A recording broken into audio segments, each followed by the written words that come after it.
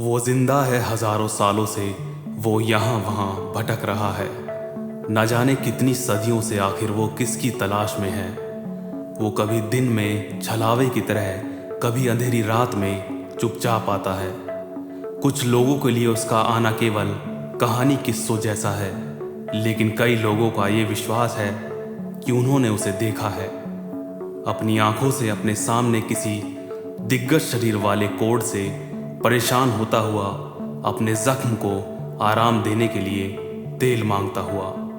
वो महाभारत काल में भी था और वो आज भी है। जी हाँ, हम बात कर रहे हैं महाभारत कालीन गुरु द्रोणाचार्य पुत्र अश्वत्थामा की, जिन्हें लोगों ने देखा है। वो कहते हैं कि अश्वत्थामा आज भी जिंदा है।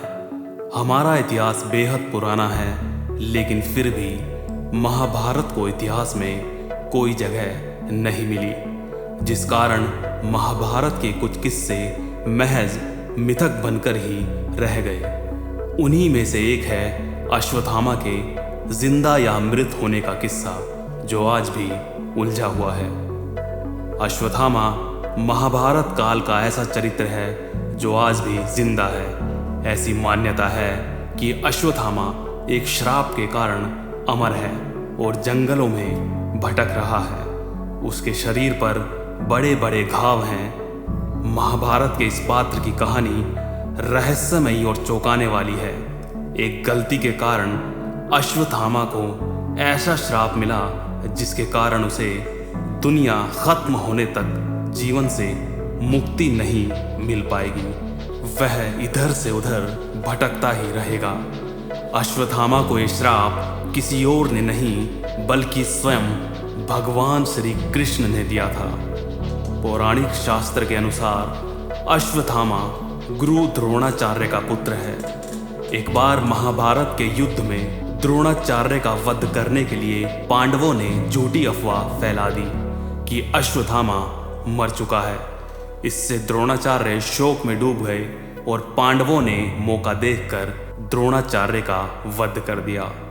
अपने पिता की छल से हुई हत्या का बदला लेने के लिए अश्वत्थामा ने पांडव पुत्रों की हत्या कर दी। तब भगवान श्री कृष्ण ने उसे ये श्राप दिया।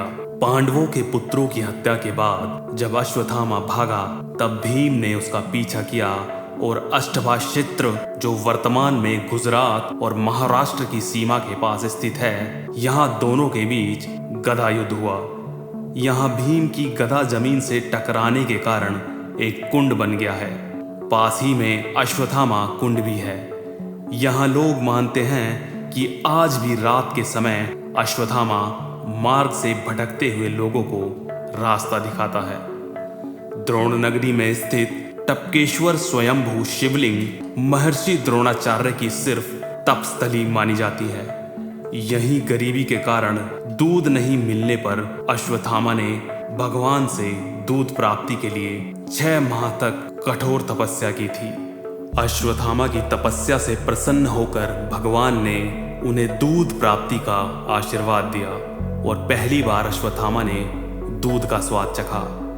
अश्वत्थामा के बारे में इतनी बात जानने के बाद आपके मन में ये सवाल आ रहा होगा कि अश्वत्थामा का नाम कैसे पड़ा। इसकी एक बड़ी रोचक कथा है। अश्वत्थामा ने जब जन्म लिया, तब उसने अश्व के समान घोर तप किया। इसके बाद आकाशवाणी हुई कि यह बालक अश्वत्थामा के नाम से प्रसिद्ध होगा। अश्वत्थामा के सिर पर जन्म से ही एक मणि थी। द्रौपदी ने अर्जुन की प्रार्थना पर गुरु पुत्र को प्राण दान दे दिया, लेकिन सजा के तौर पर मणि छीन ली और उसके बाल काट लिए। उन दिनों बाल काट लेने का मतलब मृत्युदंड माना जाता था।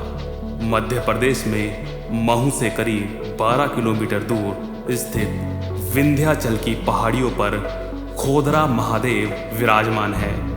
माना जाता है कि यहाँ अश्वत्थामा की तपस्थली है। ऐसी मान्यता है कि आज भी अश्वत्थामा यहाँ आते हैं। महाभारत युद्ध समाप्त होने के बाद कौरवों की ओर से सिर्फ 3 योद्धा बचे थे, कृतवर्मा और अश्वत्थामा। कृप हस्तिनापुर चले आए और कृतवर्मा द्वारिका। शाप से दुखी अश्वत्थामा को व्यास मुनि ने शरण दिया। मध्य प्रदेश, उड़ीसा और उत्तराखंड के वनों में आज भी अश्वत्थामा को देखे जाने की चर्चाएं होती रहती हैं।